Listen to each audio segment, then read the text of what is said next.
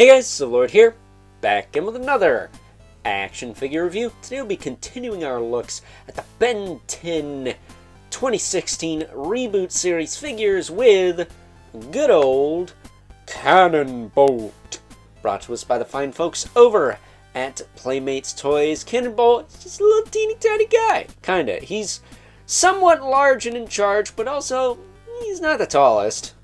It's definitely not Forearms from yesterday. Check that review out if you haven't already. Would really appreciate it if you did. But taking a closer look at Cannonbolt here. I'm trying to see if mine has like a weird paint smudge or something. Do I need to touch something up here? I'll have to shine my light on that later. I think it's just the shiny black plastic, but kind of looks like he has a bald spot that I need to touch up. But either way, spoiler alert, Cannonbolt, never one of my favorites. I do have his original figure from Classic. I never found that Alien Force one, but that one was a bit weird. He wasn't released single packed. He was in a box set with, I want to say, Anodite Gwen and a DN Alien, like a regular one. I got like this weird clear DN Alien in the box set before, but I think that was with Swampfire and Alan as Heat Blast, or a Pyronite as they're meant to be called. But as far as action figures of Cannonbolt go, this guy's got the old one beat, except in the legs. The legs, he's got these crappy Y-cut, V-cut things, and that's just poo. But shoulders, he's got disc hinges, so he can kick them out, back down. He can rotate them all the way around. He's got an elbow hinge. It can bend back and forth, as well as rotate. That's all you get. He is pretty straightforward. You're not getting a lot with this guy. I wouldn't be surprised if this review is all of 5 minutes because of how much this guy doesn't have going on. As far as this design goes, I don't mind it. I don't get the eyebrows. I think those are a little weird. I think they could have took those off and maybe had a little bit more yellow on top of his head here. But for the most part, I could tell it's Cannonbolt. It looks like Cannonbolt to me. But my Cannonbolt will always be either Ben 10 Classic, where they put the Omnitrix on his forehead. Maybe they could have done that. Put the Omnitrix up here, kind of break up all this black, because it's a lot of black. And well, this wouldn't have been so bad, because this isn't as much white.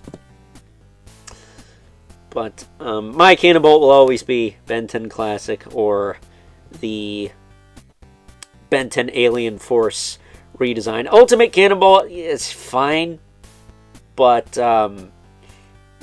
he's just blue with bolts on him. I have that one. I know I have that one somewhere. That said, I also have the variants of this Cannonbolt, the Omni Enhanced and the Omni Kicks, and I will say, those figures did improve the hip articulation. He's got the same hip articulation as everyone else. Why this one doesn't have it, I don't know. And not for nothing, this guy was kind of hard to find back in the day when he was somewhat new, like 2018, 2019, when I was picking these up.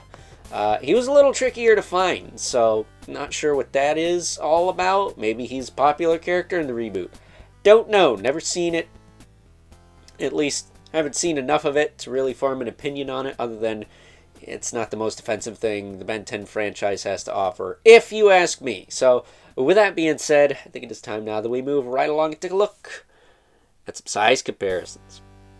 First up, here is good old Cannonbolt, alongside a couple other aliens from this Ben 10 2016 Reboot series. We have Heat Blast and Diamond Head, both of which we've already looked at here on the channel, so please check those reviews out if you haven't already. Would really appreciate it if you did. And while I do believe that Diamond Head was maybe a touch bigger in the original series, I'm not entirely sure what his scale is in this reboot, so I can't say whether or not this is accurate. But for me, it's fine.